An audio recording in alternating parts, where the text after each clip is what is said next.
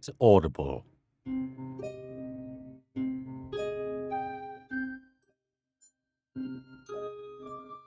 Treasure Island, an Audible original drama by Robert Louis Stevenson. Dramatised for audio by Marty Ross. A wireless theatre production in association with Audible Studios.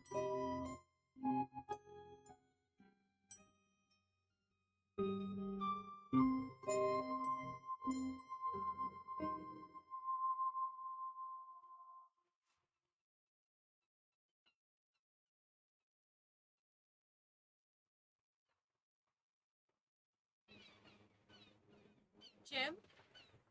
Jim! Jim Hawkins, where are you? Jim! Here, Ma. Staring at the sea when there's chores needing done. A world of them. That poor old inn won't run itself, you know, not with your poor pa like he is. I'm coming, Ma. I'm coming. I was just...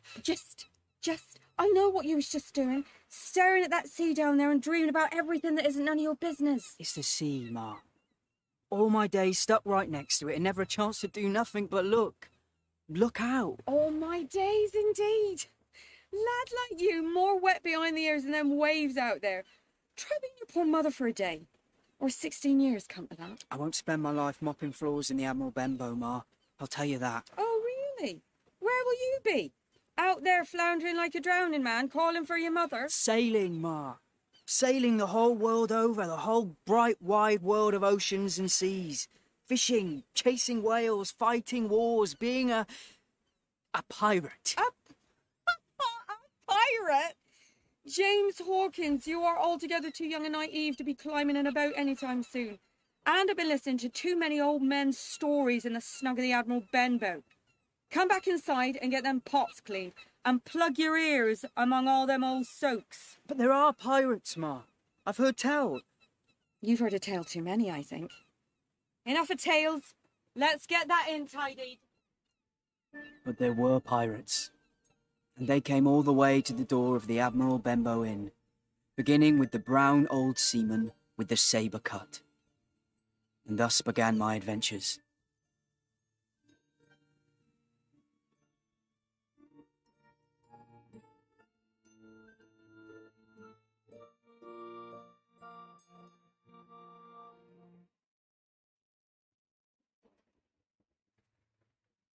Men on a dead man's chest. Yo ho ho and a bottle of rum. Drinking the devil had done for the rest. Yo ho ho and a bottle of rum. I remember him as if it were yesterday, as he came plodding to the inn door, his sea chest following behind him in a hand barrow. Keep up there, lubber. There's more worth in that sea chest than in all your rattling old bones put together. Well, you could give a fellow an hand. Yeah, too late. We're here.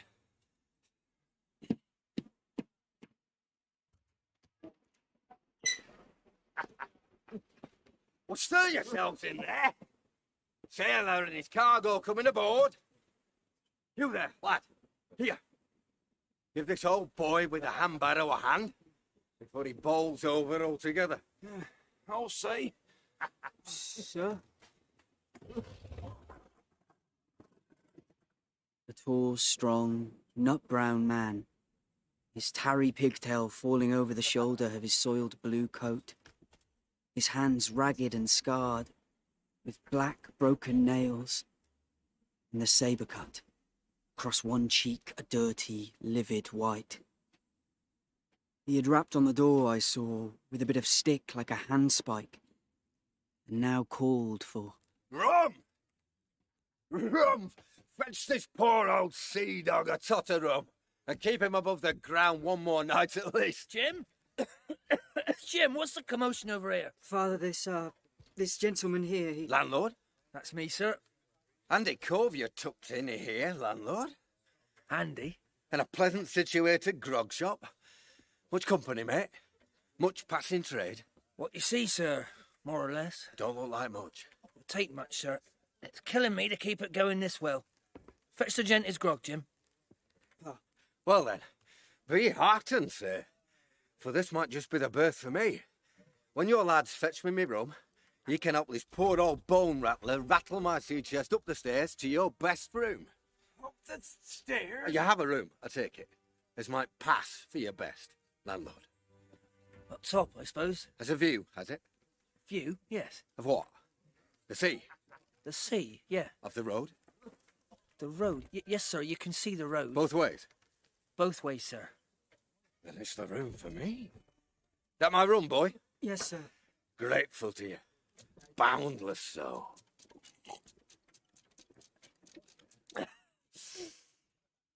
It's your boy, landlord. He is. He's a fine young man like his fine old father. Fine enough to help this old boy get my sea chest upstairs, eh? On you go, Jim. Help him. I'll follow you up presently. I'm a plain man, sir. Rum and bacon and eggs is what I want. And that window up there for to watch ships off. Furnish me that, sir. I'm a happy man. We'll do that much at least, Mr. Oh, you might call me Captain. And meanwhile, count yourself out these gold pieces here. And tell me when I work through 'em. Good enough to be going on with, landlord. Here, I'll take those. You fetch the captain here another swallow of rum. Jim, get that chest upstairs. Yes, Ma. Here we go.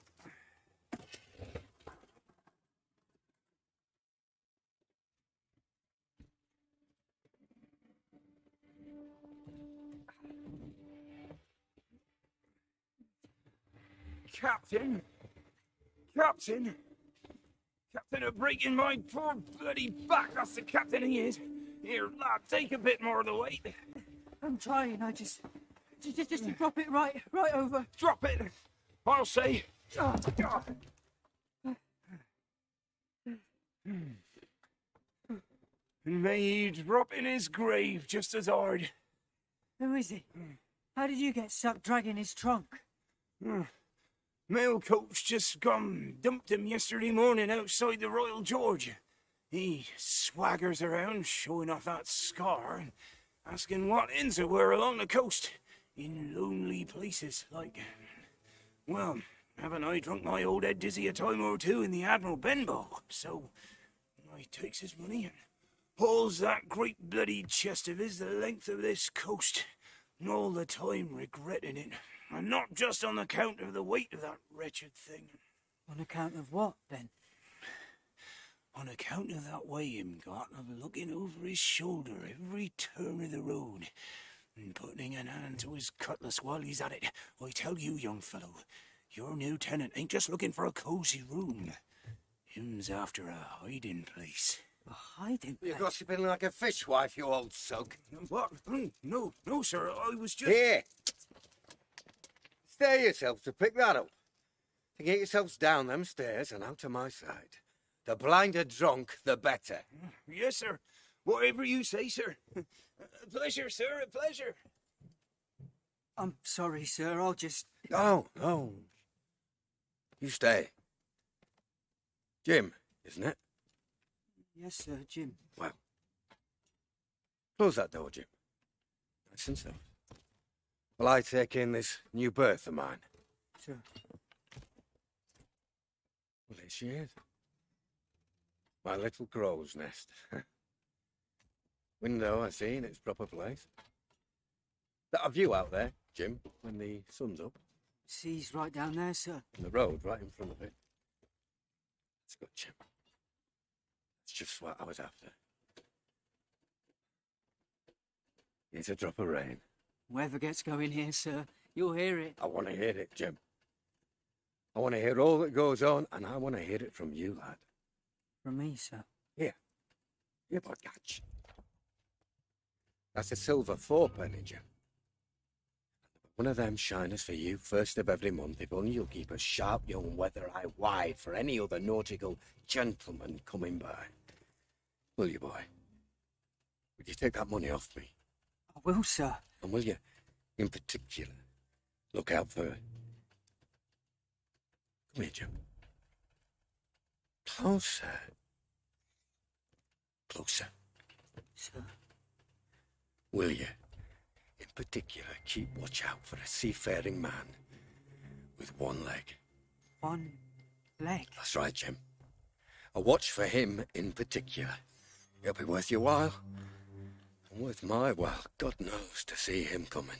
And you think he's coming here? Well, keep your eyes open and we'll know, won't we? Now go, Jim. I've had a long hard voyage to get here, and this old head of mine could do with drowning itself in sleep a while. Sleep. Oh, yes, sleep. Keep that eye open, Jim. For the one-legged man. A seafaring man with one leg. The one-legged man. One leg. One leg. A seafaring man with one leg. How that one-legged man haunted my dreams, I need scarcely tell you. On stormy nights when the wind shook the four corners of the house and the surf roared along the cove and up the cliffs, I would see him in 1,000 forms and with 1,000 diabolical expressions. One leg. One leg. A seafaring man with one leg. Now the leg would be cut off at the knee, now at the hip. Now he was a monstrous kind of creature who had never had but the one leg, and that in the middle of his body.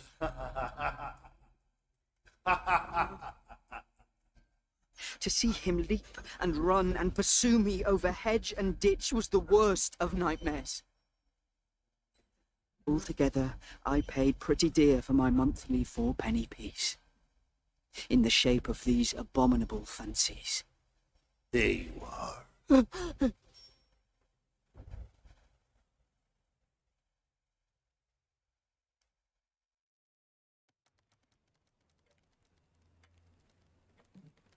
I was, however, far less afraid of the captain himself than anybody else who knew him.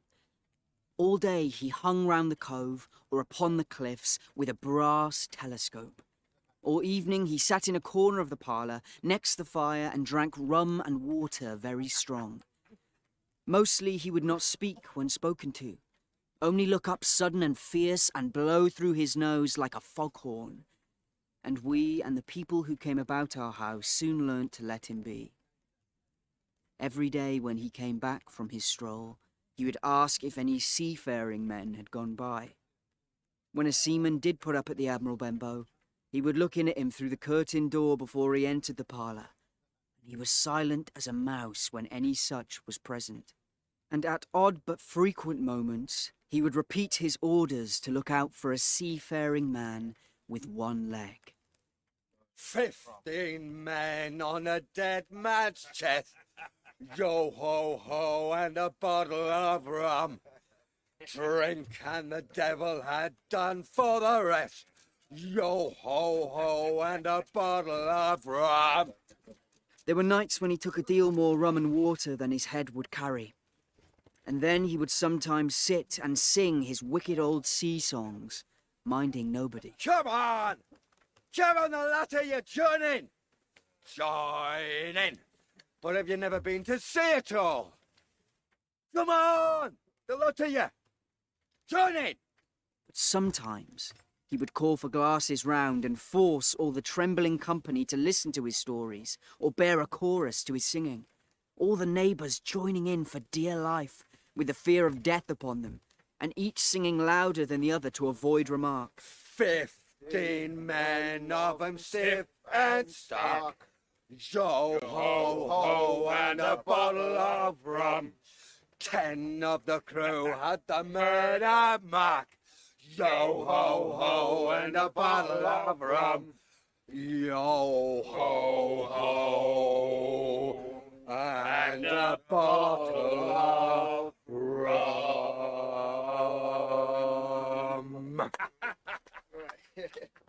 His stories were what frightened people worst of all. And I swear to you, for I've seen it myself, you may sail them same waters on a calm and moonlit night. And the water round that reef is still and straight as a dead man's stare. And see there, amidst the wreck and the rotted spars of that long-sunk boat, the man himself, all surrounded with gold, except the gold is the gold of the coral, growing rich around his bones, and them glitterings in the water is but the sheen of the scales of the fish swimming about. Among them, maybe the old barracuda that cleaned the flesh off them bones in the first place. Another tot of rum, Jim. Mind, that was hardly the worst death. I saw a man die.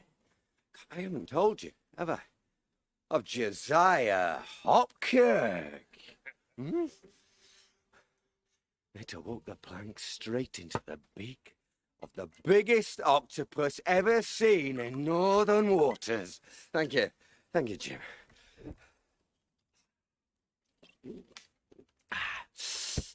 That beak, gentlemen, it did not simply bite and swallow him. It minced him, gents. Minced him. Jim? Jim? Get over here and lend a hand. Jim! Off you go, Jim. The next bit's got a lot of blood in it. Blood and entrails. Jim! I'm coming, Ma.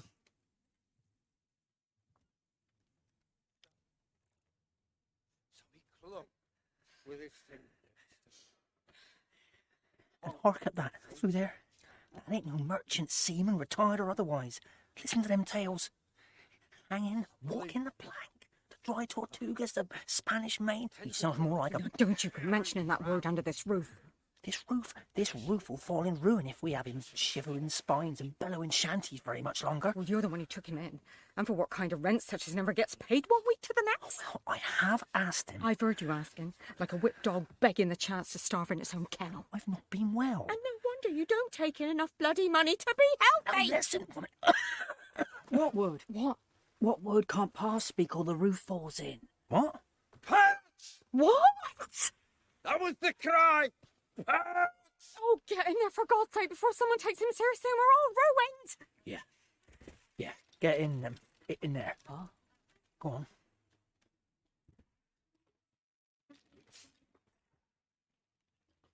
And no sooner had the dreaded word passed his lips than old Captain Flint's cutlass flashed in the air.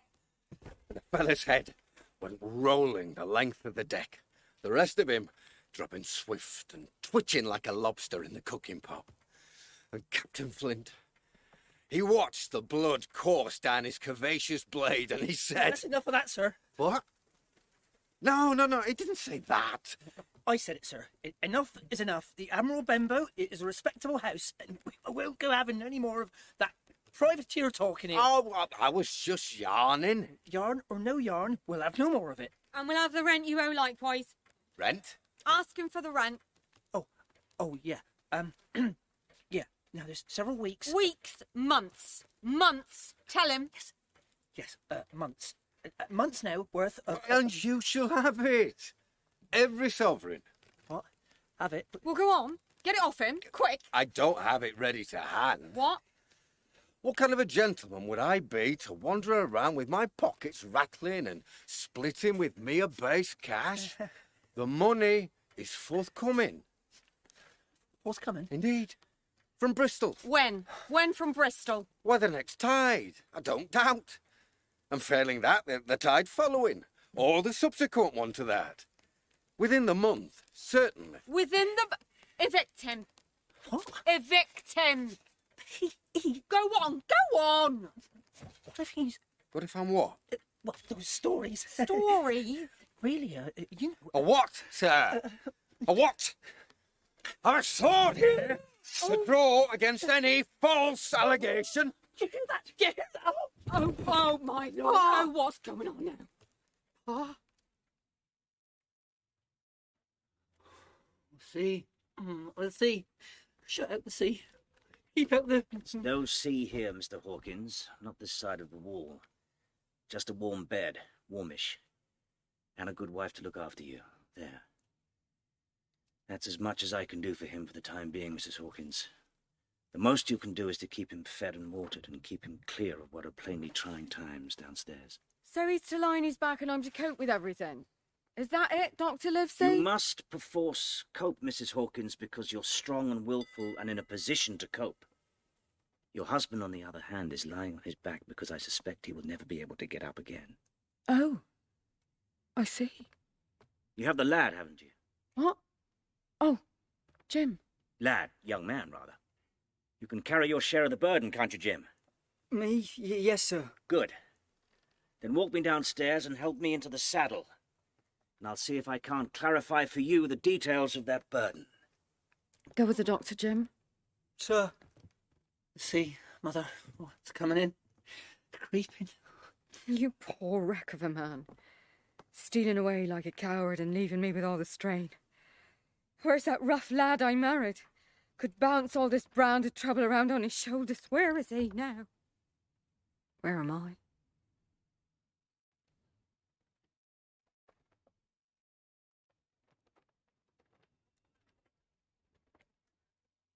Dying. Dying, you mean? I do, frankly. And I think, Jim, you're man enough to hear it and act accordingly. Which is why I'm being so blunt about it. What's the mood in here, lads? Where do I find myself? A mausoleum? Let's strike up a song at least. This, I take it, is the fellow who... Yes, sir, that's him. 15 men on a dead man's chest. Yo ho ho, and a bottle of Irreducibly him. Now listen, Jim, the first thing you're going to have to attend to... Pay attention, Jim, please. Sneak and devil had done for their eye. You It's there. getting rid of that fellow before he... Oi. Yes, sir. Silence there between decks. Dex. What happened is a sing-song. You hear? 15 men on a dead man. I hear, sir. Hear? Just what do you hear, sir? You may make do with calling me doctor. Doctor. Here for him upstairs, I take it. Indeed. And what's your diagnosis? I doctor? diagnose he is less than fortunate in his tenants. Oh, yes, Yes. Still, there is some brighter news. indeed. I surmise that if you keep on choking back the rum like you're doing right there, the world will soon be quit of a very dirty scoundrel. What? What's that, Jim? Captain, no. No, Jim. What's an old sailor's knife for, if not to cut down to size a high and mighty landlubber like this? Hey, Doctor. If you do not put that knife this instant in your pocket, I promise upon my honor you shall hang at the next assizes. Sizes? And you won't be cut down from there, I don't doubt, till the gulls have cleaned your bones. What kind of sailor would want to feed them blighters? Captain, the knife, put it away. There, Jim. It's away. And no harm done. I'm an old man who's took more than his fair share of knocks on rough seas. Quick to take offence, maybe. Slide another rum my way, and you'll see what a sweet old fellow I can be. And while you're knocking that back, old fellow, bear this in mind. Since I now know there's such a fellow in my district, you may count I'll have an eye upon you day and night. I'm not a doctor only, I'm a magistrate. And if I catch a breath of complaint against you, if it's only for a piece of incivility like this, I'll take effectual means to have you hunted down and routed. Good night. They're all after me, Jim. They're all after me.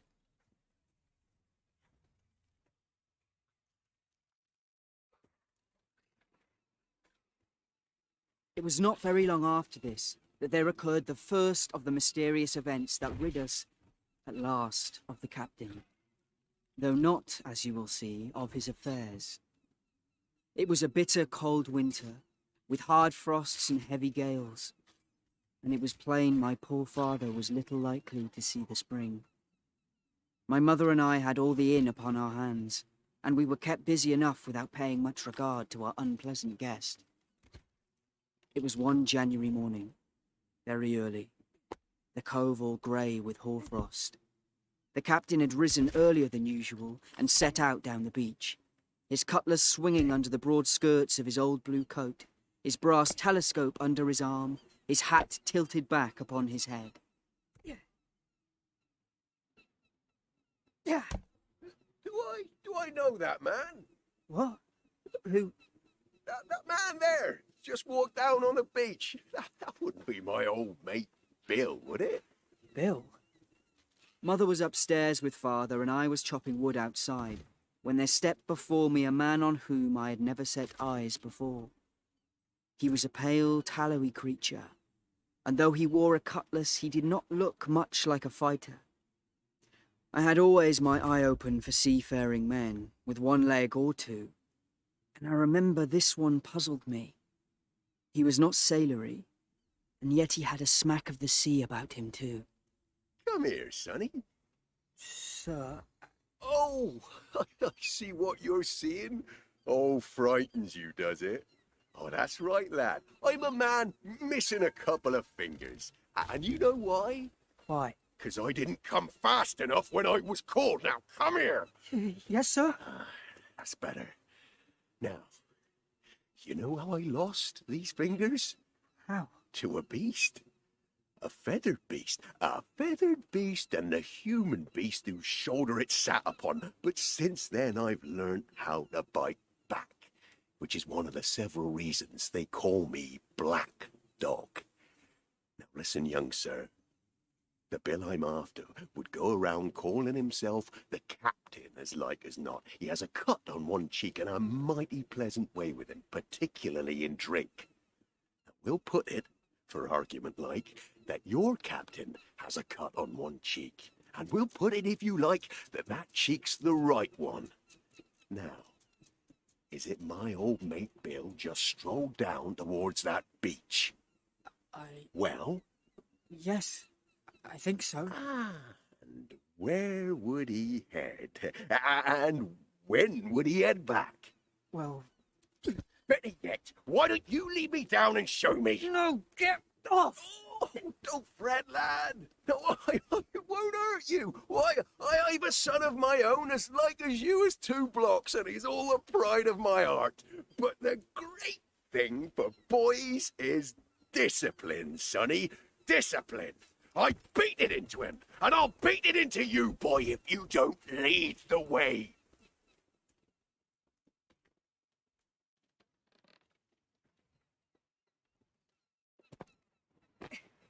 There he is. Ah! There, sir, down there. Why, so he is. Oh, what's he looking for with that spyglass? Bless his old heart. Something that stood right behind him, maybe. Tide's coming in, sir, coming in fast.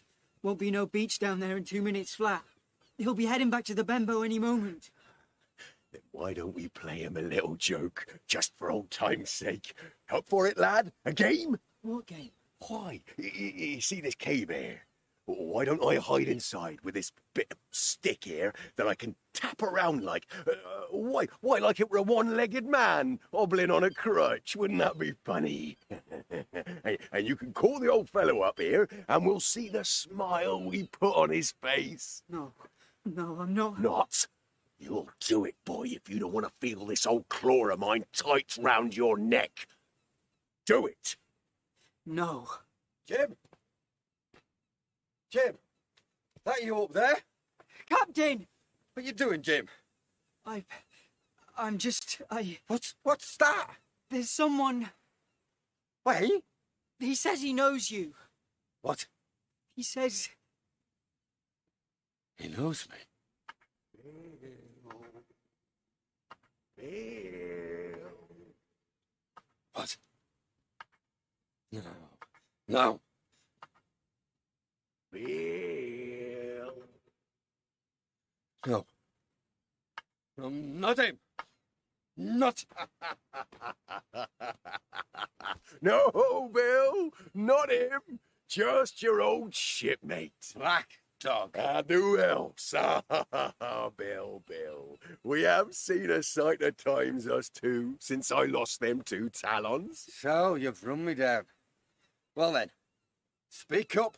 What is it? Oh, well, why don't we wander up to the Admiral Benbow there? Let this young man here pour us both a glass of rum. And then sit down, if you please, and talk square, like old shipmen. I'm no shipmaker of yours.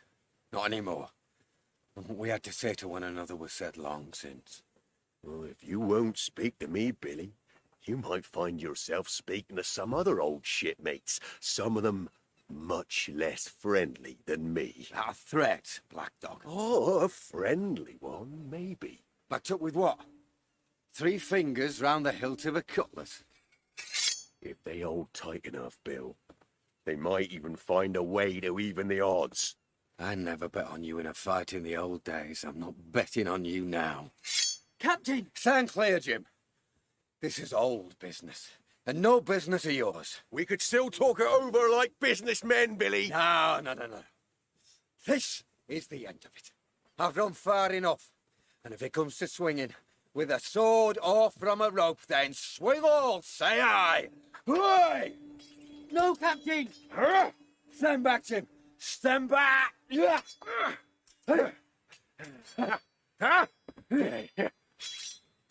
You've got soft-eyed in your old age, Bill. What's it done for your swordplay? Watch, you'll see. No, not that way, Captain! The tide's coming in! The tide!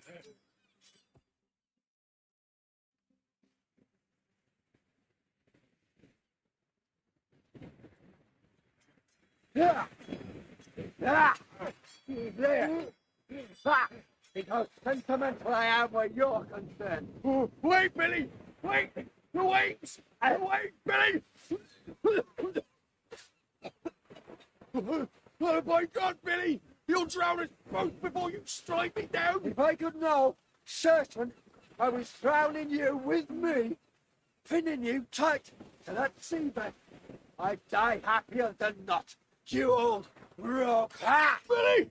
Billy, listen, we don't need to... Captain! Where's my sword, Jim? Where's my sword? I still got mine, Bill. Captain, behind you! I won't go down that easy. Ah! Black Dog. Without a sword, you'll go down soon enough. Ah! Here, Captain! What? Your sword! Catch! Got you!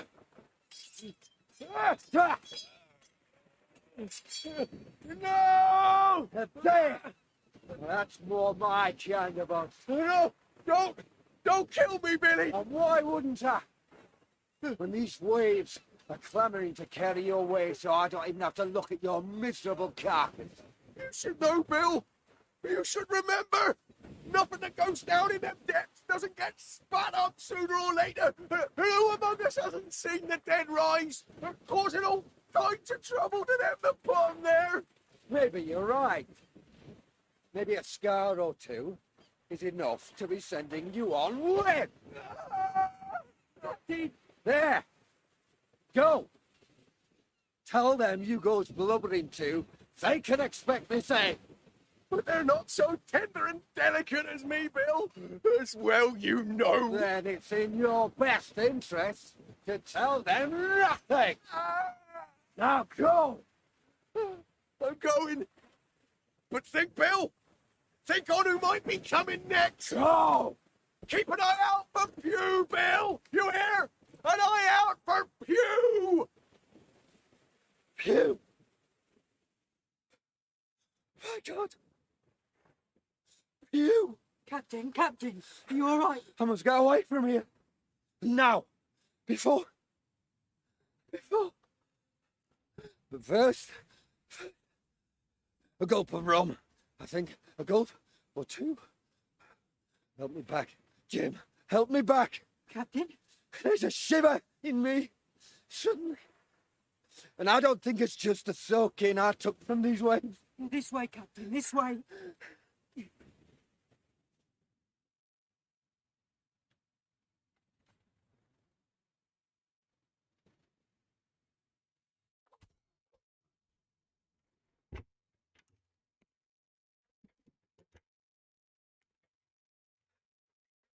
Rum!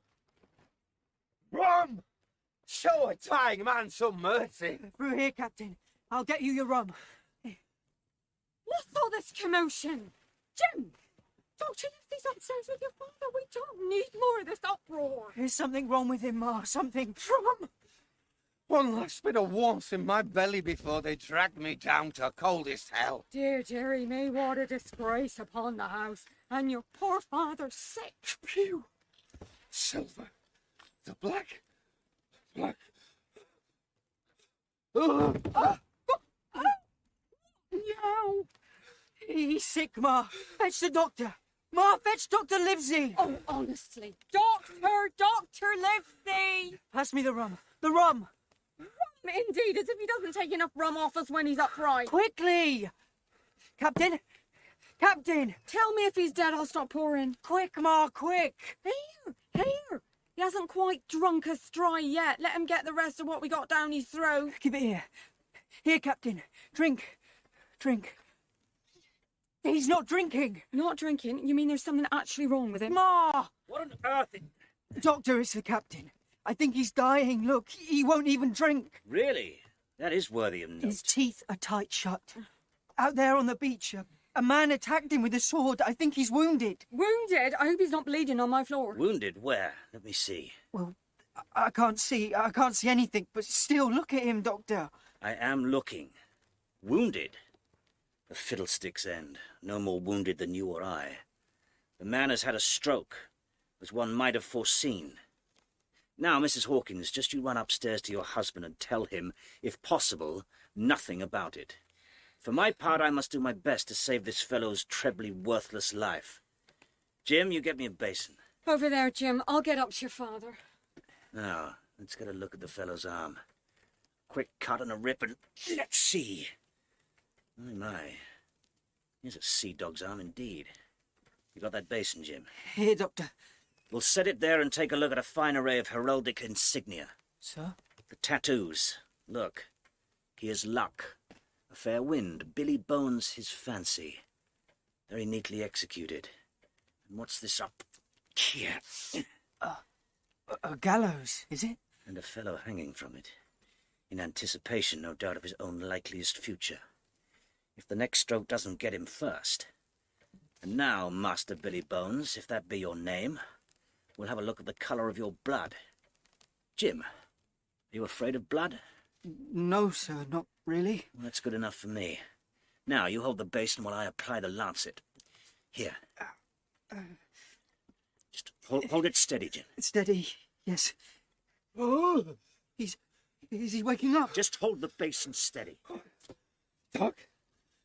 Jim? Lie still. Blood? My blood? Red as any man's. How reassuring. Well, I think we've seen enough of it. Now just keep still while I patch you up. Black dog. Black dog? Where is he? Black dog! Lie still. There is no black dog here. Except what you have on your own back. You've been drinking rum and picking fights and earned yourself a stroke. And I have just, very much against my own will, dragged you headforemost out of the grave. Now, Mr. Bones. Bones? That's not my name. Much I care. It's the name of a buccaneer of my acquaintance, and I call you by it for the sake of shortness. And what I have to say to you is this. One glass of rum won't kill you, but if you take one, you'll take another, and another. And I stake my wig if you don't break off short. Come, now I've drawn enough blood to keep you quiet for a while. I'll help you to your bed, with the parting reminder that the name of rum for you is death. Come, Jim. Lend a hand. That ain't the name of death, Doctor. Not for me.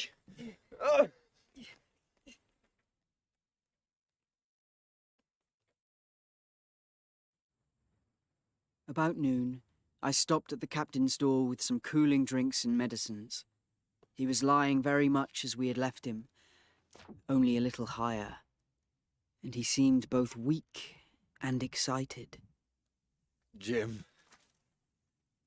you're the only one here that's worth anything. And you know I've always been good to you. Now, you see me, mate, I'm low. And deserted by all, and Jim. You'll bring me one knocking of rum now, won't you, matey? The doctor said... Oh, doctor. Doctors is all swabs. You know that doctor there? Why? What do we know about seafaring men? I've been in places hot as pitch. And mates dropping round with yellow jack.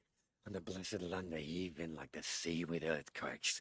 What does the doctor know of lands like that? I lived on rum, I tell you. It's been meat and drink and man and wife to me. And if I'm not to have my rum now, I'm a poor old hulk on a lee shore. My blood'll be on you, Jim. And that doctor's swab. Look, Jim, my fingers fidges. Can't keep 'em still. If I don't have a drain of rum, Jim, I'll have the horrors. I've seen some of 'em already. I've seen old Flint in that corner there behind you, as plain as print. Flint? Captain Flint. Think on it, Jim. If I get the horrors, I'm a man that has lived rough. And I'll raise Cain. Your doctor himself said one glass wouldn't hurt me. I'll give you a golden guinea for a noggin, Jim. I want none of your money but what you owe my father. And my father being sicker and fainter than ever, he's owed a bit of peace and quiet too. With that in mind, I'll fetch you one glass and no more. I'd fetch it myself, Jim, but as you see... By the by, how long did that doctor say I was to lie in this old berth? A week. Week? A week at least. Thunder! I can't do that! They'd have the black spot on me by then. The lubbers is going to get about the wind of me this blessed moment. Lubbers that couldn't keep what they got and want to nail what is mine. Is that seamanly behaviour now? I want to know. But I'll trick him again. I'm not afraid of him. I'll shake out another reef, matey, and daddle him again. Jim, you saw that seafaring man today? Black Dog. Black Dog. He's a bad one. But there's worse to put him on. Now, if I can't get away nohow, and they tip me the black spot, mind you, it's my old sea chest they're after. You see it there? The chest, yes. Well then, that come to pass. You get on a horse and go to that eternal Dr. Swab and tell him to pipe all hands, magistrates and all. Tell him he'll catch all old Flint's crew aboard here at the Admiral Benbow. All of them that's left. I was first mate, you see. Old Flint's first mate. And I'm the only one as knows the place. Place? He gave it me at Savannah when he lay dying. But you won't peach unless they get the black spot on me, or unless you see that Black Dog again. Him, or a seafaring man with one leg. Jim, him above all. But what is the black spot, Captain? The black spot? It's a summons, mate. A summons? A summons to what? A summons, Jim. To the deepest waters a man can sink in. A summons to... Ma? Jim, come quick. I have to... Coming, Ma! The rum, Jim! Don't forget the rum! Don't leave me here with the... with the horrid...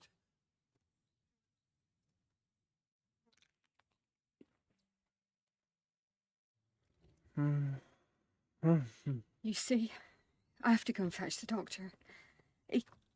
Oh, see for yourself, Jim. Your poor father. Your poor, stupid, sickly father. You want me to go for the doctor, Ma? No, you stay. I need a breath of air. I've been watching him die too long already. I'll be back soon. Yes, Ma. Jim, Pa? is that you, son? Yes, Pa, it's me. Good lad. Am I dead yet? Dead? No, Pa. No? Why is it so dark? It's not so dark. It's dark. It's dark as the deep. Deep itself. Jim, shut that door so tight on the sea outside. Deep ocean. It's leaking in, Jim. seeping through the floorboards and lapping round the bed. It's drowning me. It's drowning me. This time, drifting away into the... my hand, Jim. Take my hand. Here, Pa. Take your hand, Jim. Yes, Pa. Why is it so cold? Cold. Is it my hand that's as cold as that? Yeah, maybe. Pa. Jim, listen. Rob! Jim! Where's that, Rob? Who is it? It's nothing, Pa, nothing. Just a moment, I'll get your rum. What's that? Where are you, Jim? Listen to me, Jim. Listen. Shut your door against the sea. Shut your windows and build your walls against that sea. The sea, it's cold with sharks. It's hot with storms. It scars and it drowns. And I won't have no boy of my own lost upon it, you hear? Who's that there? Shouting like a dick hounding a girl. Who? Oh. Do you hear me, Jim? I hear you.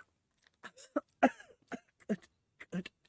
Because that tide is climbing over your old father's drowning head. And It ain't Pew, is it? Black dog? Black spot. Come for me. Have you? Have you? Shut up! What? Pa. sea. Oh, deep. Pa. Pa. The horrors, Jim. I got the horrors. That's there. Come Shut up! Shut up! Shut up!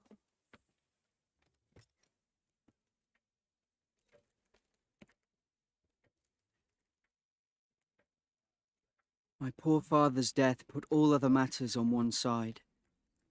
Our natural distress, the visits of the neighbours, the arranging of the funeral, and all of the work of the inn kept me so busy that I had scarcely time to think of the captain. He got downstairs next morning and had his meals as usual, though he ate little and had more, I'm afraid, than his usual supply of rum. For he helped himself out of the bar, and no one dared to cross him.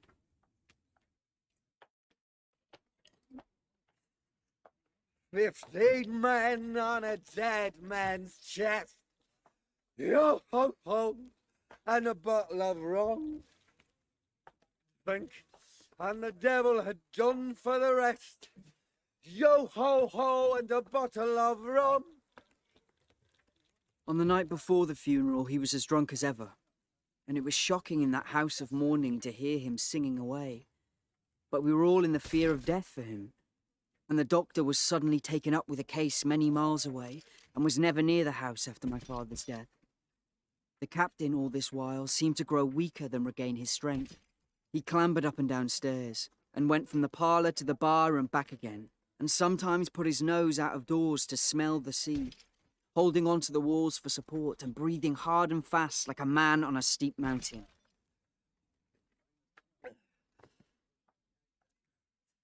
"15 men am stiff and stark.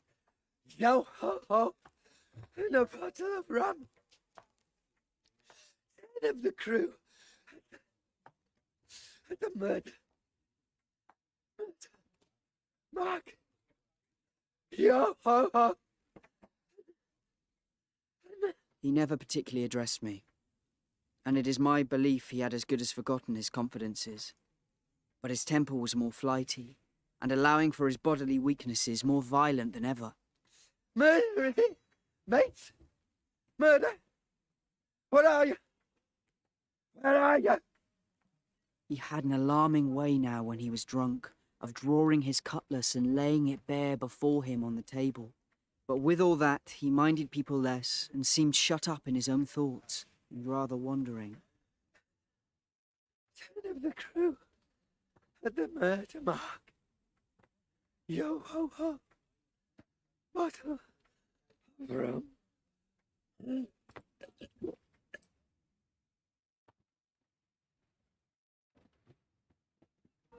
So things passed until the day after the funeral, and about 3 o'clock of a bitter, foggy, frosty afternoon, I was standing at the door for a moment, full of sad thoughts about my father, when I saw someone drawing slowly near along the road.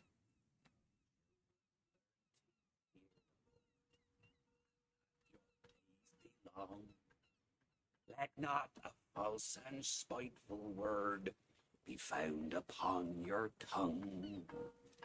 He was plainly blind, for he tapped before him with a stick, and wore a great green shade over his eyes and nose.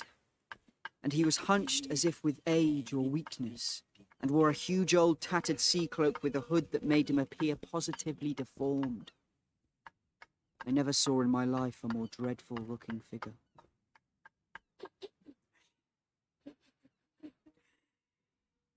Someone there? Hey? Hey? Answer me.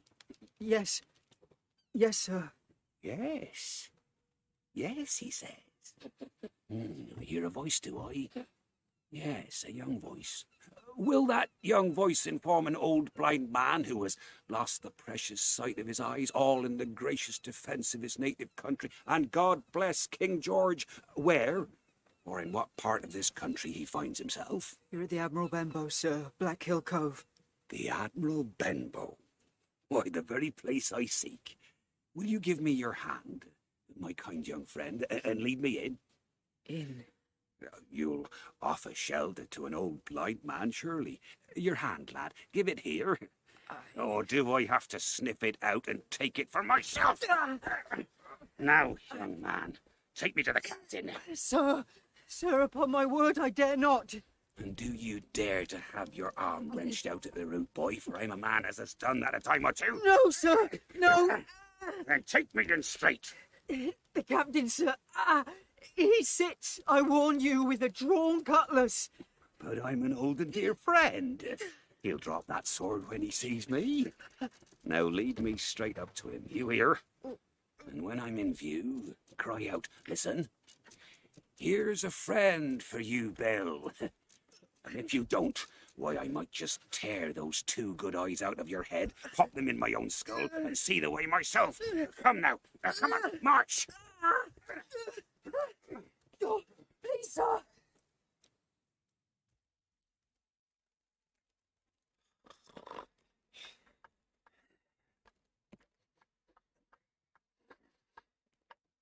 In, boy.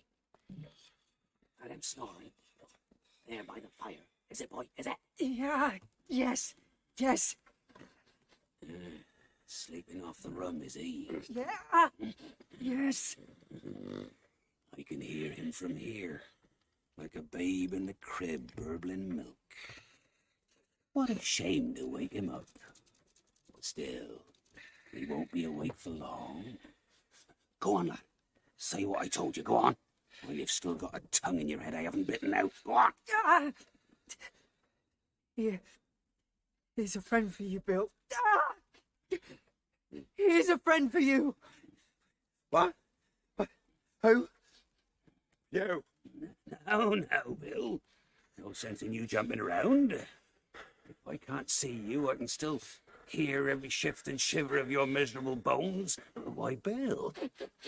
I rather think I can smell your fear just at this moment. Pew, listen to me. I'm not here to listen. I'm here to pass a certain something. No. Oh, yes, Bill. Business is business. Hold out your left hand. Quick. Are you doing it, boy? Hey. Yes. Good. Now listen, boy. I want you to take his left hand by the wrist and bring it near to my right. And I want you to do it now. Do it, Jeb. Do it. Captain. Do it. There we go. That's better, shipmates. Here, let me just press this into your sweaty palm, Bill. And what needs doing here is done. You got it, Bill? You got it? Yes. Then I've done all that needs doing for the moment. When the next moment requiring my presence comes along, well, keep your eyes open for old Q. He'll be right there. Until then, enjoy the time left you. Don't worry, lad. Old Q will tap his own way out. Captain, you... Captain? 10 o'clock. 6 hours. Six. Captain, are you all right? All right, Jim. I have 6 hours. 6 whole... That clock, Jim. That wretched clock. Why is it so loud? The clock, Captain, it's not... Yes, it is. So loud. So loud. So... Captain?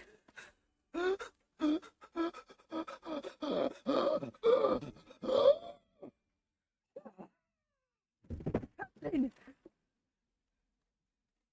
My haste was all in vain. The captain had been struck dead by thundering apoplexy. It is a curious thing to understand, but as soon as I saw that he was dead, I burst into a flood of tears. It was the second death I had known, and the sorrow of the first was still fresh in my heart. Then...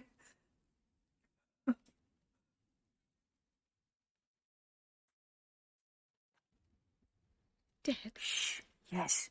Over there, look. Typical. Couldn't even die without knocking over my furniture. Ma! And as if that wasn't bad enough, he's gone and died owing me more back rent than I can easily tote up. Well, if he's got any of it on him or in his belongings, I'm claiming it. Wait. Those friends of his, I think they want to make their own claim. And that blind man I talked about, he said he was coming back. It's just a fire, Ma. Just a fire. Fire? Oh. Yeah.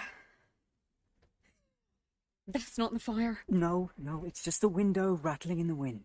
You sure it isn't someone, you know? Someone... Someone trying to get in? No, it's just... I think it's just... You sure? Mother! Well, I'm just thinking. Well, I'm thinking the same thing too, so don't make me think it any harder than I'm thinking it already. I think maybe we ought to head down the road to the hamlet for a bit of help. Yes. Yes, I think you're right.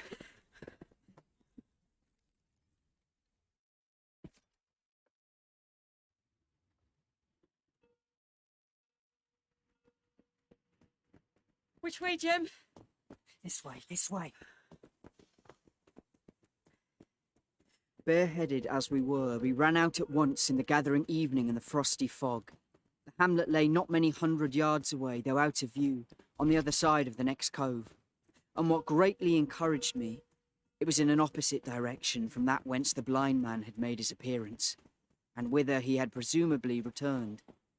We were not many minutes on the road, though we sometimes stopped to lay hold of each other and hearken.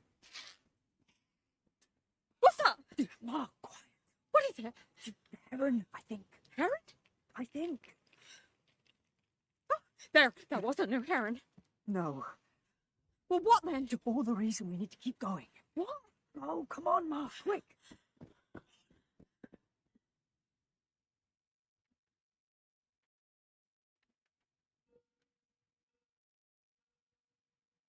It was already candlelight when we reached the hamlet, and I shall never forget how much I was cheered to see the yellow shine in doors and windows.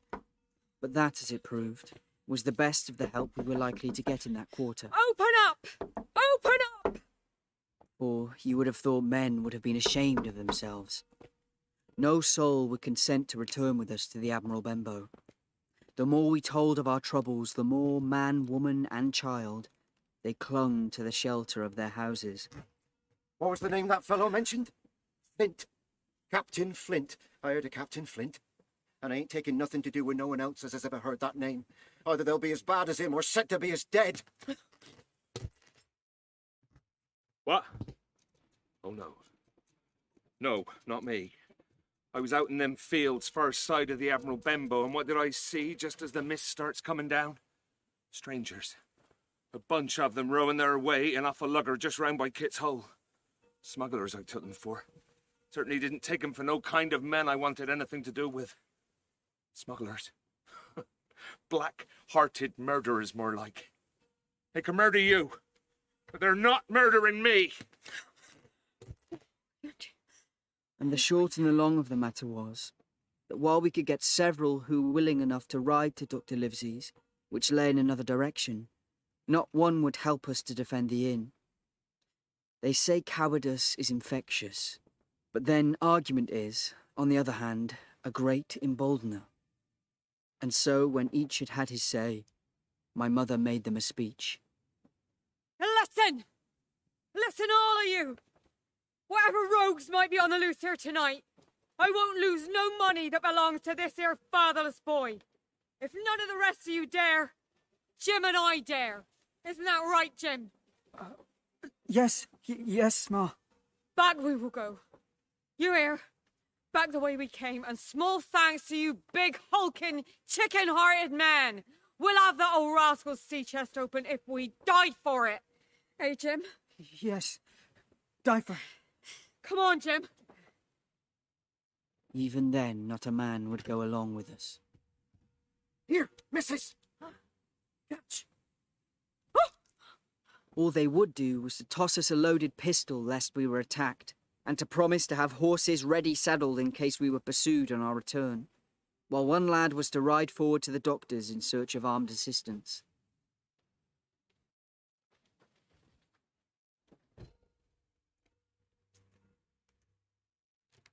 My heart was beating finely when we two set forth in the cold night upon this dangerous venture. A full moon was beginning to rise and peered redly through the upper edges of the fog, and this increased our haste, for it was plain, before we came forth again, that all would be as bright as day, and our departure exposed to the eyes of any watchers. We slipped along the hedges, noiseless and swift, nor did we see or hear anything to increase our terrors, till, to our relief, the door of the Admiral Benbow had closed behind us. In you go, Jim. You first. First. You're the man. Yes. Suppose I am.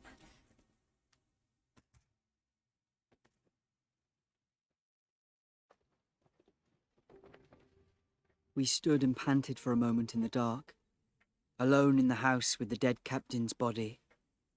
Then my mother got a candle in the bar, and holding each other's hands, we advanced into the parlour. He lay as we had left him, on his back, with his eyes open and one arm stretched out. Draw down the blind, Jim. Blind? In case they come and watch outside. Oh. And when the blind's down, we have to get the key off that. And who's to touch it, I should like to know. I'll do it, Ma. Good lad. Well, there it is. You know where he is, Ma. Here, bring the candle over. Oh, yeah, of course. Here, closer. Closer, yes. Closer. Oh, my. He wasn't the prettiest picture when we were alive, but dying like he did hasn't done nothing for the look of him. Well, it wouldn't, would it, seeing as how he died of sheer wild fright? Hold on. The candle, closer. What's that he's got there? Paper. Just a bit of crumpled paper with one side of it. Of course. Of course. Here, drawn on one side of it, a black spot. And on the other, look, writing. You have till 10 tonight. What's the time? Just after 6, thank heaven. Now, we've got to find that key. The key to his sea chest upstairs. Yes. Well, search him? Yes. Search. Search. Well, Jim, well... Wait. Deeper, reach deeper. Wait. Here. Coins. Thimble. Red. Oh! Jim! Needle. Big needle. Let me see. Ooh. Pigtail tobacco. All chewed at one end. This knife. Here with the crooked handle. Pocket compass. Tinder box. Anything else? Jim. I'm looking. No key. No. Perhaps it's round its neck. His neck. Well, have a look. His shirt. Well, tear it open. Go on. Yes. Tear it open. What's that there? Tarry bit of string with... The end of it. The key. Cut it off. With the knife. Oh, yes. Yeah. There. Good. Now give it here. And let's go upstairs. Yeah.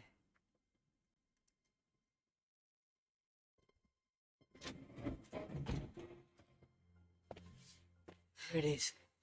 Where it's lain since the day he got here. B burned right into the top of it. I wonder if Billy Bones was his real name. Never mind his name. Let's just get the bloody thing open. There.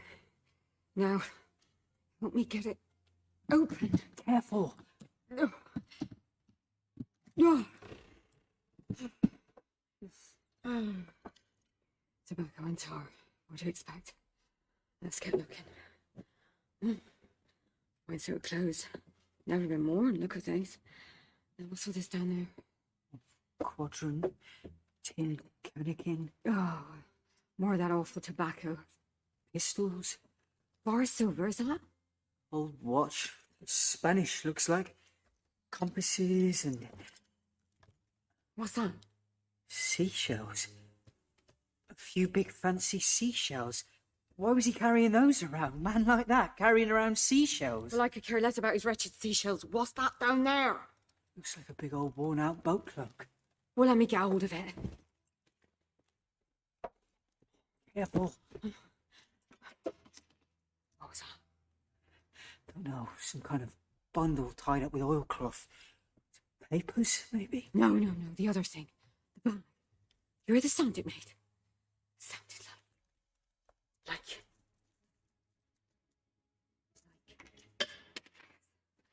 gold. Not much of it, but maybe just enough. I'll show those rogues that I'm an honest woman. I'll have my dues and not a farthing over. Here, hold this other bag. Oh, honestly, what a funny assortment of coins.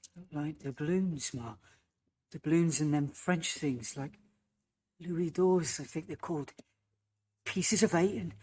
here, guineas. Well, it's only the guineas your poor mother can make any sense of. I wish there was more of them. With that bag steady, while I at least try and count. Ma. Steady, I said. Ma. What? Outside. Listen. I think it's the blind man tapping with his stick down by the inn door. The door, Ma. Did you bolt it after you on the way in? Of course I did. What kind of careless mother do you think you got? There's some strange characters around. I noticed. James Hawkins, your mother is neither a fool nor a thief. I mean to take exactly as much money as I'm due. Not a fraction more nor less. Besides, it can't yet be 7. And didn't that note say... Second thoughts, I think I'll just take what I've got. And I'll take this oilskin packet to even the count. Let's just get downstairs and get out of here.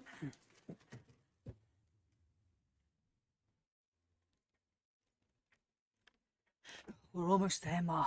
Keep up. I'm doing my best. You just get on with unfastening the bolt on that door.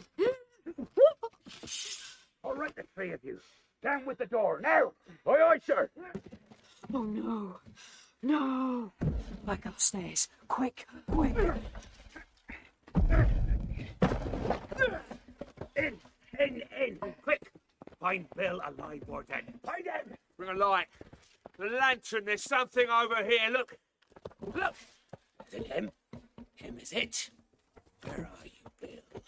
You know you can't hide from old Pew. It's right here. What? Lead me over. Quick! He's not going nowhere. He's dead. Dead? I ain't seen no one deader. Where? Here. Flat on the floor. Oh, let me have a sniff. Make sure the old thief isn't playing any more of his tricks. Not you there, Bill. By God, you stink of fear still. Too fearful to last out your allotted time, eh? You always were too gutless for our line of work. Not like old Pew. Old Pew came out of the sea at the dawn of time, and he'll still be sniffing at dead men when the seas run dry. I've sniffed you enough. Search him. The rest of you, get aloft and find that chest. Right, come on. This way, boy. There's There's a right here. They're coming. Jim. I know. Quick. Hide in here. Quick. Search the rooms, all of them. Find the one above the sign. That's the one I seen him at. Check them 2 rooms. Right, Doc, let's take a look in here.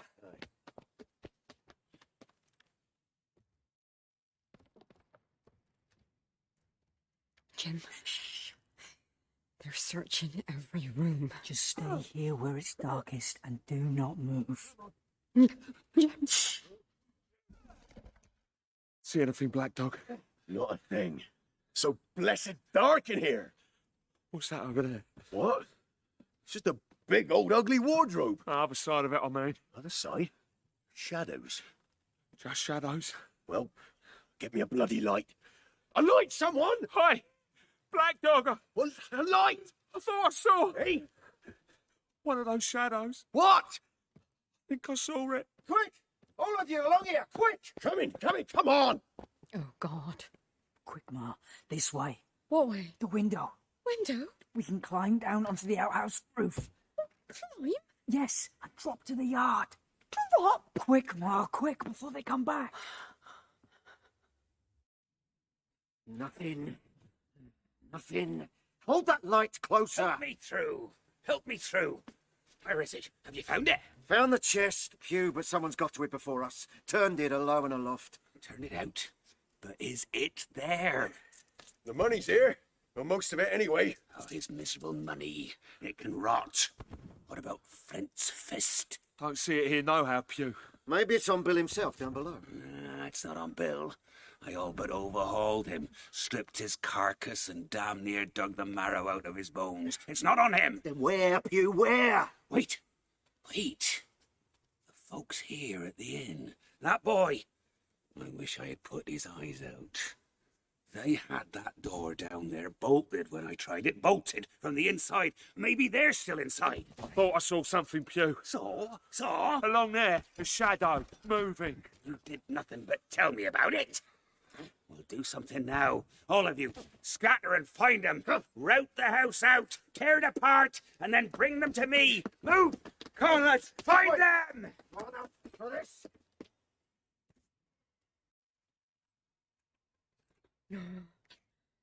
I don't like this, Jim. You don't have to like it. Just hang on tight to the ledge here until you're ready, and then And then? just let yourself drop to the roof below. Drop? Sure. Ma, you're hanging about 6 inches above it. Just let go of the ledge when you're ready, and you'll land there easy as anything. When I'm ready. Then I'll climb out after you, and When I'm ready. I think you better be ready now, Ma. They're coming. What? Let go of the ledge, Ma. Drop, drop. I can't. Drop. I can't. What? Out of the way. I'm coming down now. It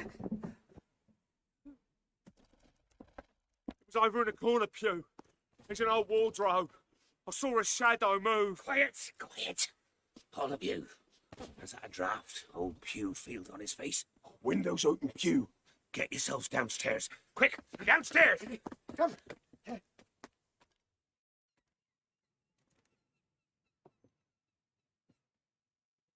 Careful, Jim. Oh. Oh, yes. Yes. It's not such a drop here. Jump down, I'll catch you. Quick, Ma, before. Got you, boy.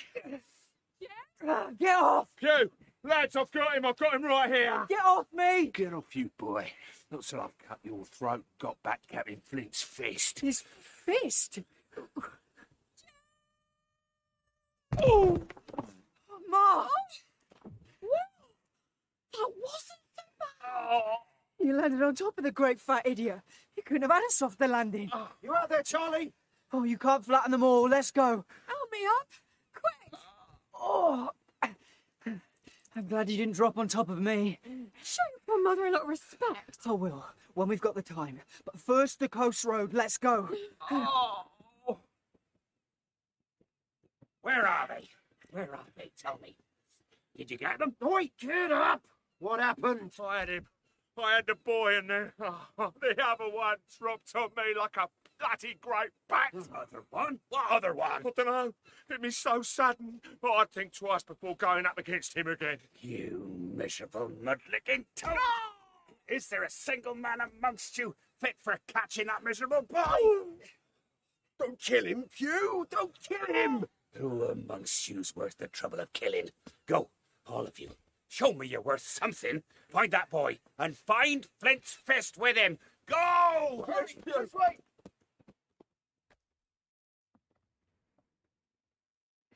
Down here, Ma, quick. Under the bridge, hide.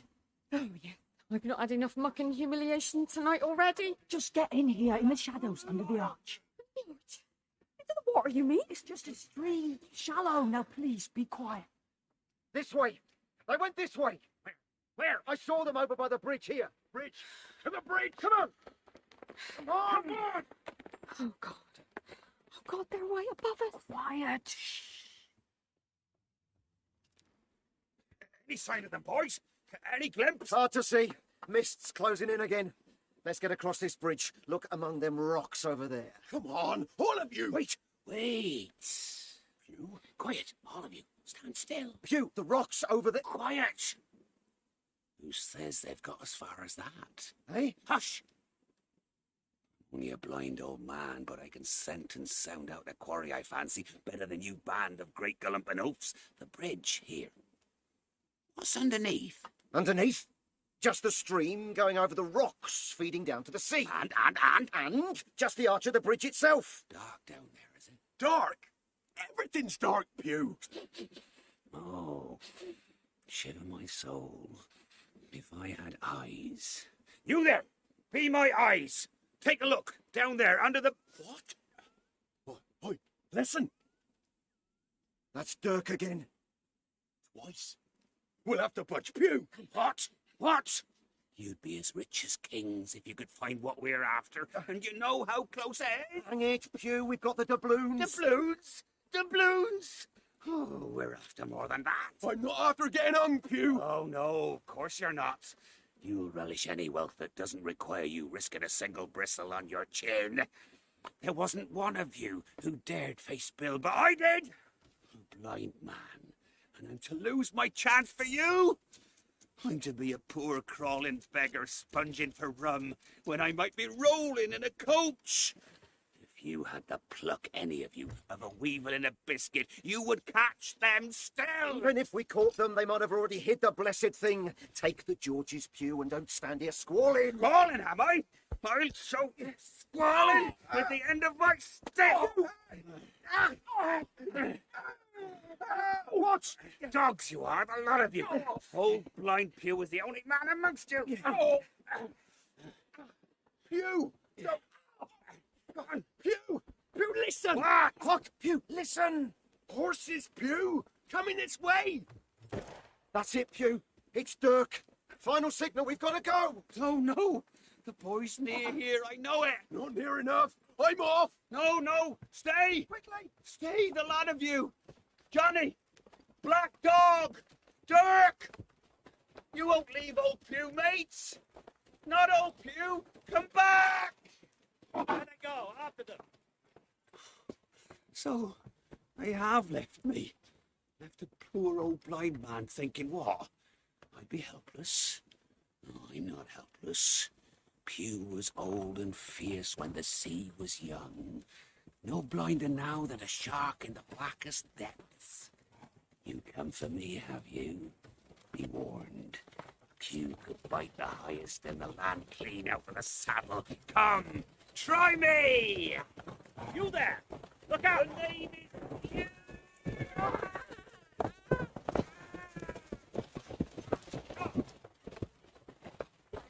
Stop! Whoa, stop there, all of you. Keep clear. Let me get a look at... Dead. Dead as he had a mind to be. Dr. Livesey? Is that you? That you, Jim, down there? Is it him, Jim? The doctor? It is, Ma. Oh, I could use the doctor. Oh. Ma! Gentlemen, dismount and hold them up. I soon saw what they were. One, tailing out behind the rest, was a lad that had gone from the hamlet to Dr. Livesey's. To that circumstance, my mother and I owed our rescue. Pew was dead. Stone dead. As for my mother, When we had carried her up to the hamlet, a little cold water and salt soon brought her back again, and she was none the worse for her terror, though still deploring the balance of the money.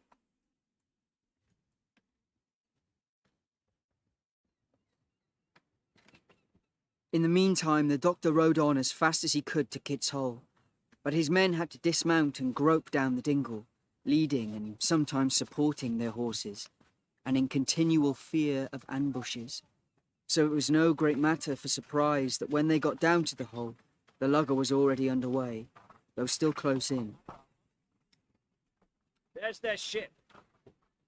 Take aim. You out there! You aboard!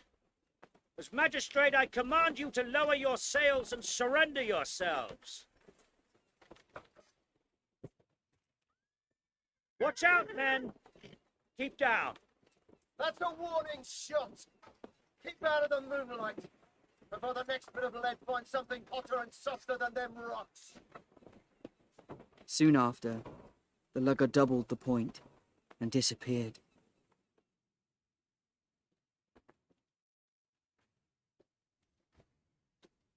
We went back with the doctor to the Admiral Benbow.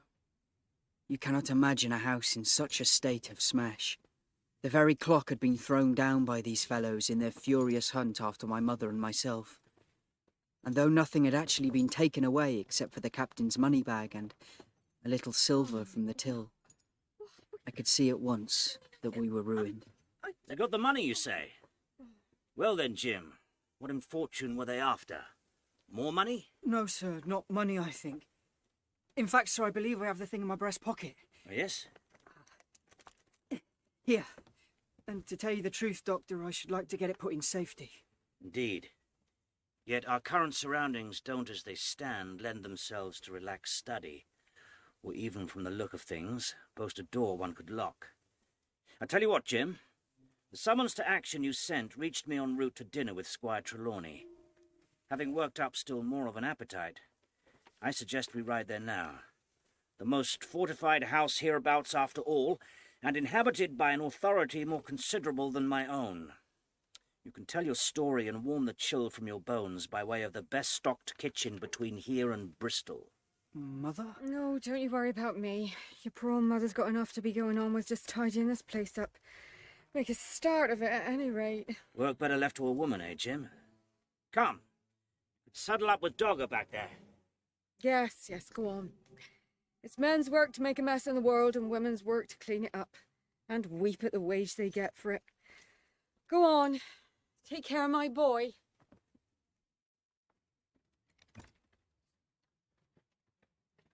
As soon as I was mounted, holding on to Dogger's belt, the doctor gave the word, and the party struck up at a bouncing trot. Soon we were heading up the long, leafless, moonlit avenue to where the white line of the Squire's Hall surveyed great old gardens. Here Dr. Livesey dismounted, and taking me along with him, was admitted at a word into the house.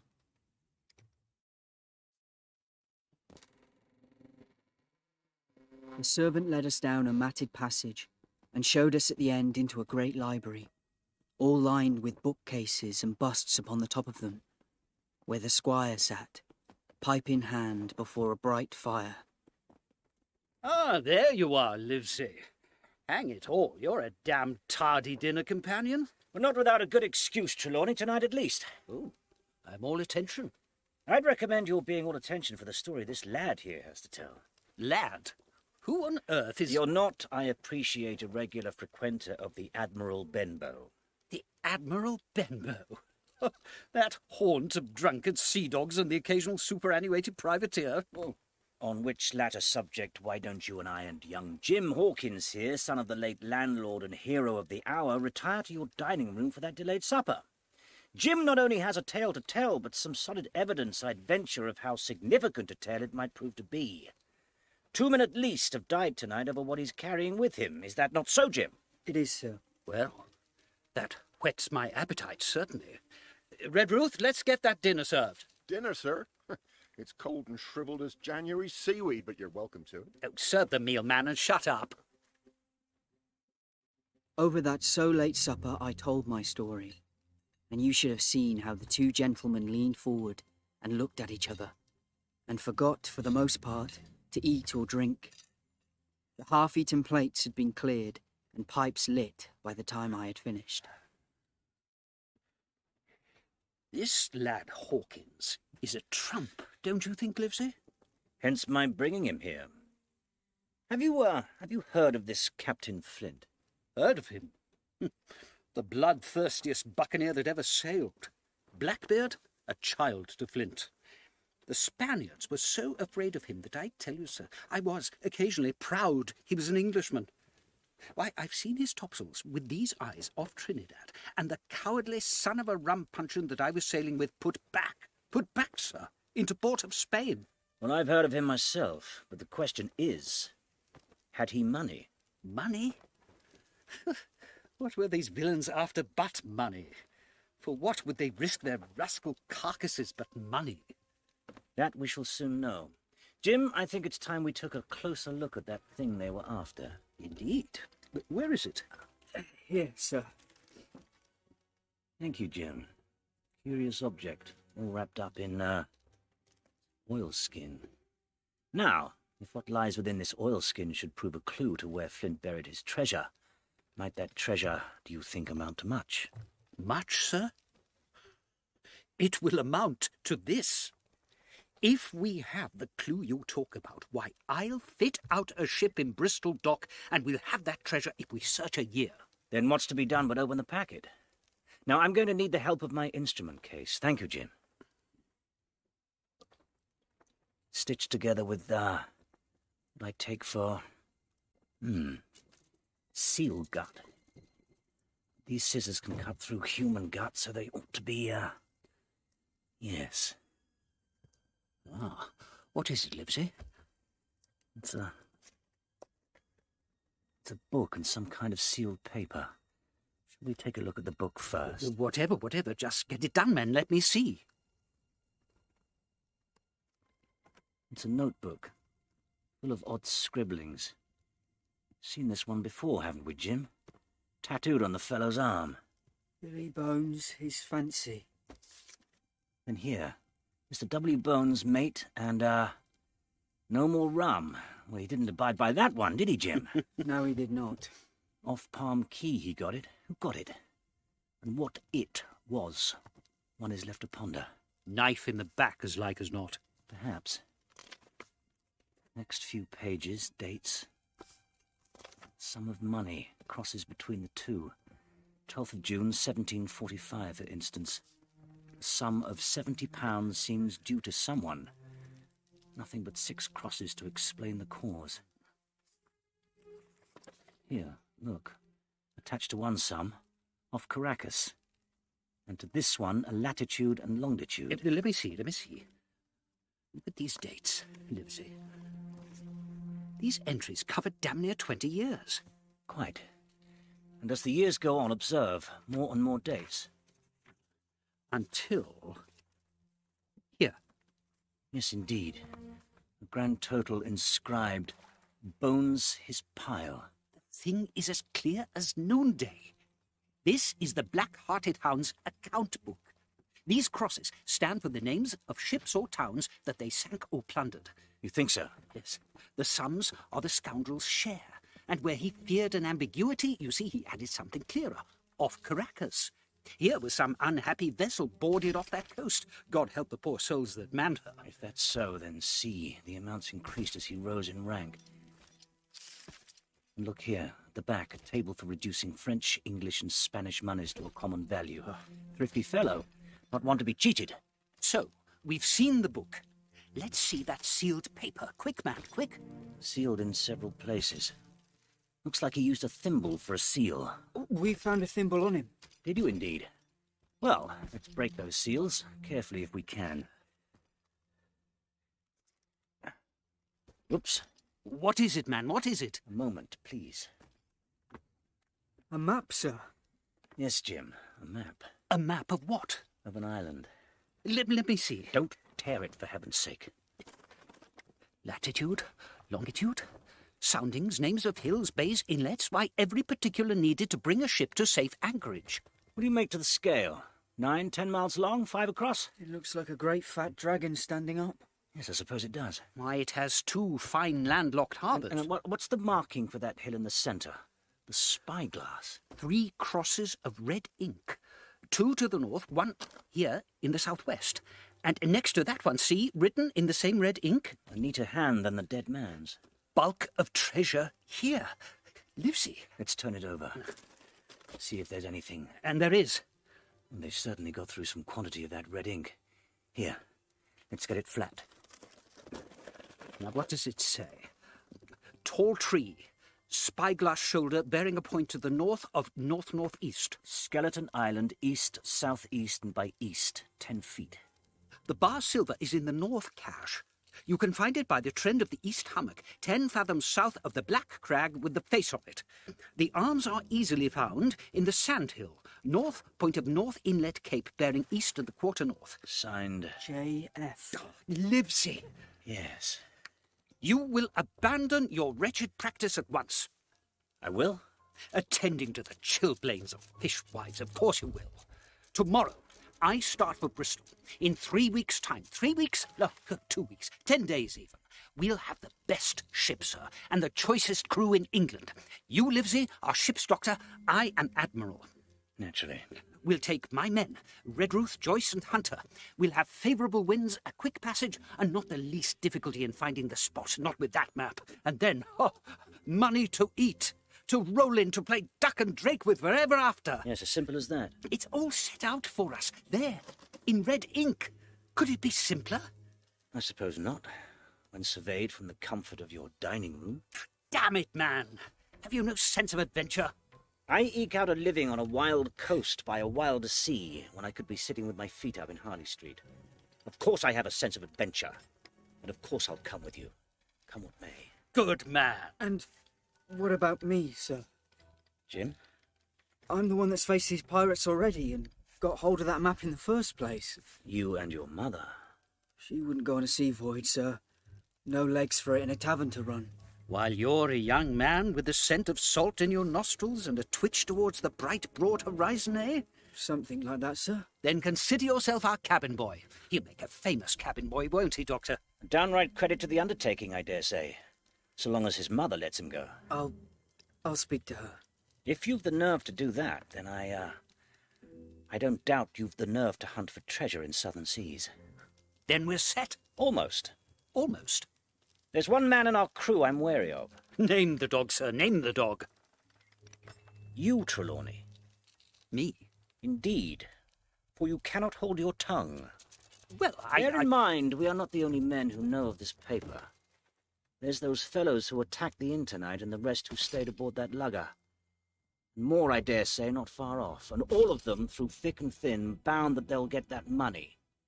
We must none of us go alone till we get to the sea. Jim and I shall stick together. You'll take Joyce and Hunter when you ride to Bristol, and from first to last, not one of us must breathe a word of what we've found. Livesey, you are always in the right of it. I'll be as silent as the grave. Let's, none of us wind up quite that silent.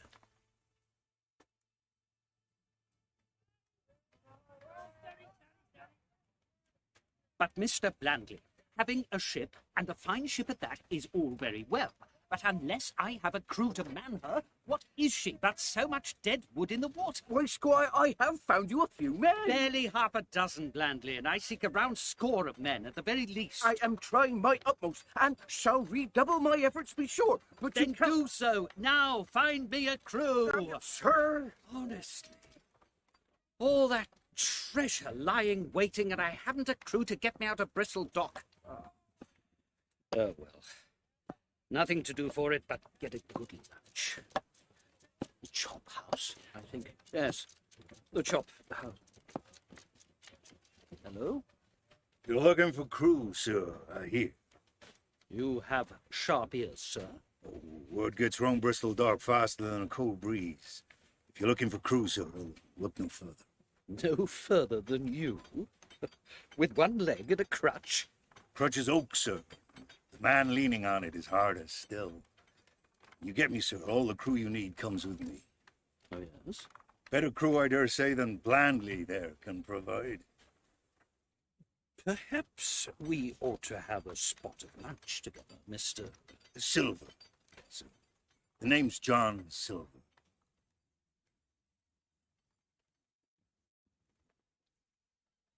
It was longer than the squire imagined ere we were ready for the sea.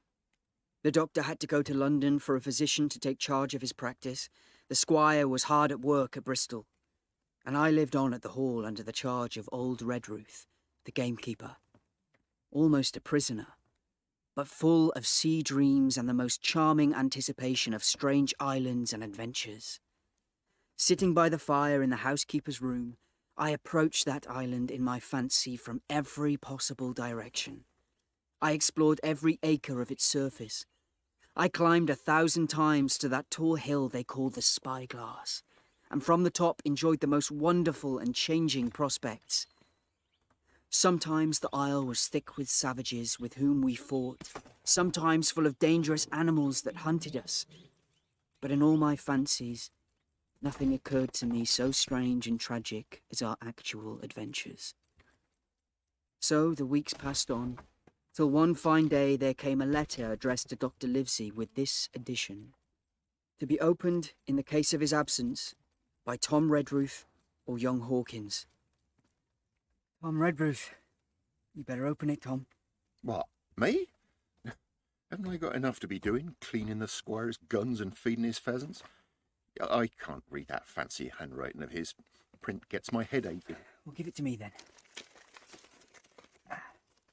If he's given up on that blessed idea of dragging us all to the South Seas, it'll be the best news I've heard in a long time. I don't think that's his news. Old Anchor Inn, Bristol, March the 1st. Dear Livesey, as I do not know whether you are at the hall or still in London, I send this in double to both places. The ship is bought and fitted. She lies at anchor, ready for sea. You never imagined a sweeter schooner. A child might sail her. 200 tons. Name Hispaniola. I got her through my old friend Blandley, who has proved himself throughout the most surprising trump. The admirable fellow literally slaved in my interest, and so, I may say, did everyone in Bristol, as soon as they got wind of the port we sailed for. Treasure, I mean. Dr. Livesey won't like that. The squire's been talking, after all. Well, who's a better, right? Talking? That's what squire's good for. Talking and shooting. Blandley himself found the Hispaniola, and for the merest trifle. There is a class of men in Bristol monstrously prejudiced against Blandley. They go the length of declaring that this honest creature would do anything for money, that the Hispaniola belonged to him, and that he sold it me absurdly high. The most transparent calumnies. None of them dare, however, to deny the merits of the ship. It was the crew that troubled me. I wished a round score of men, in case of natives, buccaneers, or the French, and I had the worry of the deuce itself to find so much as half a dozen, till the most remarkable stroke of fortune brought me the very man that I required. I was standing on the dock when, by the merest accident, I fell in talk with him. I found he was an old sailor, kept a public house, knew all the seafaring men in Bristol, had lost his health ashore, and wanted a good berth as cook to get to sea again. He had hobbled down there that morning, he said, to get a smell of the salt. I was monstrously touched, and, out of pure pity, I engaged him on the spot to be ship's cook. Long John Silver, he is called, and has lost a leg, but that I regarded as a recommendation, since he lost it in his country's service under the immortal Hawk. He has no pension, Livesey. Imagine the abominable age we live in. Well, sir, I thought I had only found a cook, but it was a crew I had discovered. Between Silver and myself, we got together in a few days a company of the toughest old salts imaginable. Not pretty to look at, but fellows by their faces of the most indomitable spirit. Long John even got rid of 2 out of the 6 or 7 I had already engaged. He showed me in a moment that they were just the sort of freshwater swabs we had to fear in an adventure of importance. I am in the most magnificent health and spirits, yet I shall not enjoy a moment till I hear my old tarpaulins tramping round the capstan. Seaward ho! Hang the treasure! It's the glory of the sea that has turned my head. Let young Hawkins go at once to see his mother with Redruth for a guard, and then both come full speed to Bristol. Postscript. I did not tell you that Blandley had found an admirable fellow for sailing master. A stiff man, which I regret, but in all other respects a treasure. So, things shall go man-o'-war fashion aboard the good ship Hispaniola. P.P.S. Hawkins may stay one night with his mother. That's it. He's got his boat. No getting out of it now. Not for neither of us. I'm struck seasick already. And by heaven, young Jim, you look worse than I feel. What's up? I thought you were as keen as a seal pup for the high seas. What? Oh, I was just thinking. Thinking? I wouldn't do too much of that. Never got me nowhere. Mother.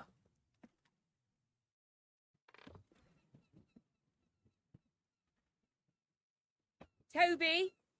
Toby, you swept that floor yet? Eh? Well, get it swept. Got my hands full out here, hanging all these sheets. Nobody'd do it but me. Toby?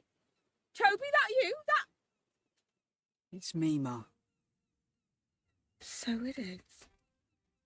I am honoured. How's life up at the hall? It's all right. A treat after here, I'm sure. Squire says he paid for this whole place to be repaired, repainted. So he did. Nice job he made. Even bought me a big new armchair for my tired old bones. Go inside. Take a look. I can't stay, Ma. I didn't think you would. I'm going to sea. So I've heard. All them wasted hours dreaming weren't wasted after all. Not if I go, they won't be. And you're going. And you just came to tell me. Yes. In case my heart would break. I don't want that. It won't. It hasn't. Don't worry. The squire, you see it in there, sorted me out with a replacement for you. An apprentice. He came with the armchair. I heard you calling him. He good? Better than you. At the chores. Don't catch him dreaming all day, staring out at the waves. No. Work gets done. The Admiral Benbow's got a whole new lease of life. Has it? It was in need of one after all that's happened, don't you think? I suppose. Yes, he's a good boy, the new boy. But he ain't my son. No. Don't go, Jim. I have to go. I can't. I won't live like father. Locking myself tight between four walls to hide from the wide world that's right outside. Living and dying my whole life in that dark, the sea glittering a few steps away. The sea, it seems to me, Ma, is a beautiful thing, and I want to see myself upon it. Far out upon it, out that way, or that. You're just a boy. My boy. And beyond those waves, there's dangers, I know. Dangers worse still than those we've been through, you and me, that night right here. And I don't want to lose my boy to those dangers, whatever dangers they might be. I've lost my man already, and I'd lose everything if I lost you. Pa died of hiding from dangers, his whole life long. And if I can get to the far side of them seas, face dangers I can call my own and find my way back, I won't be coming back as a boy. Oh, no. Of course not. A man you'll be, a man among men. A man, like any other man, merciless over a woman's hurt. What else is there for me to be from this moment on but a man? Of course. You're right. Being a man. Being your mother, what can I do but embrace you and wish you well and pray for you to get back safe? And ache every day you're gone. Ma. Quiet. Just let me hold you. And shut out the sound of those waves for a moment. Jim.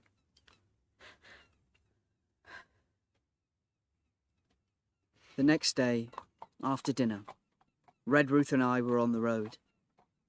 I said goodbye to Mother, and to the cove where I had lived since I was born, and to the dear old Admiral Benbow. One of my last thoughts was of the captain, who had so often strode along the beach with his cocked hat, his sabre-cut cheek, and his old brass telescope.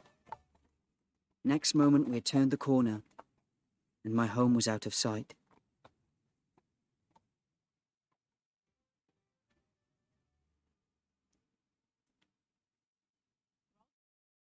Drink up, please. The mail coach picked us up about dusk. I must have dozed a great deal, for when I was awakened at last, it was by a punch in the ribs. And I opened my eyes to find that we were standing still in a city street, and that the day had already broken a long time. Where are we? Bristol, for better or worse. On we go. Mr. Trelawney had taken up his residence at an inn far down the docks. Thither we had now to walk, and our way, to my great delight, lay along the quays and beside the great multitude of ships of all sizes and rigs and nations. In one, sailors were singing at their work.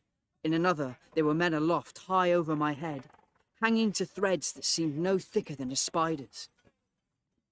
Though I had lived by the shore all my life, I seemed never to have been near the sea till then. The smell of tar and salt was something new. I saw the most wonderful figureheads, and many old sailors, rings in their ears, whiskers curled in ringlets, with tarry pigtails and swaggering, clumsy sea walks. And if I had seen as many kings or archbishops, I could not have been more delighted. And I was going to see myself, in a schooner, with a piping boatswain and pigtailed singing seamen, to sea, bound for an unknown island, and to seek for buried treasure. There he is. Goodness, Jim, get a look at him. We had come in front of a large inn, and there met Squire Trelawney, all dressed out like a sea officer, in stout blue cloth with a smile on his face, and a capital imitation of a sailor's walk. Here you are, shipmates. And the doctor came last night. Bravo, our ship's company complete. Oh, sir, when do we sail? Sail? We sail tomorrow. And meantime, cabin boy, you may start with your duties. Sir? By taking a message to one of your fellow crew members, an estimable old sea dog by the name of Long John Silver. Fellow runs a tavern here, name of the Spyglass. Now, follow the line of the docks back that way. Look for a sign in the shape of a brass telescope. You can't miss it. Here's the note. Thank you, sir. I'll see it delivered. And nor will you miss old Silver himself. He's the fellow with one leg. One leg?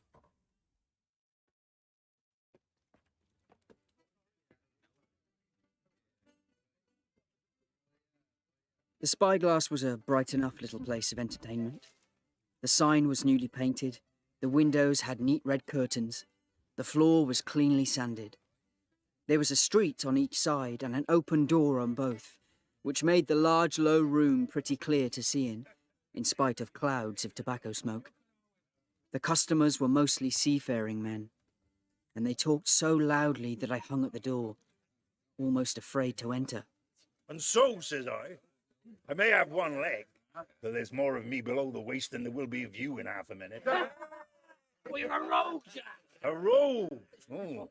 Why, when that fellow turned heel and ran, there was two fast legs under him, I'll vote for it.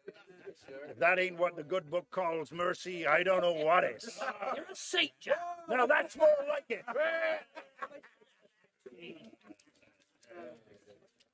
At a glance, I was sure this must be Long John. His left leg was cut off close by the hip, and under the left shoulder he carried a crutch, hopping about upon it like a bird. He was tall and strong, with a face as big as a ham, plain and pale, but intelligent and smiling. Indeed, he seemed in the most cheerful spirits. Mr. Silver, sir? By God, lads, take a look at this. These excise men get younger every day. No, I'm not a... No? Well, I'm John Silver. Who might you be? I bring a letter. Here, from Squire Trelawney. The Hispaniola. You must be our new cabin boy. Pleased to meet you, Master Hawkins. Here, shake my hand, shipmate. Now, To tell you the truth, I had taken a fear in my mind that he might prove the very one-legged sailor whom I had watched for so long at the old Benbow. But one look at the man before me was enough. I had seen the captain, and Black Dog, and the blind man Pew, and I thought I knew what a buccaneer was like. A very different creature, according to me, from this clean and hearty landlord. There. We're as good as joined at the hip.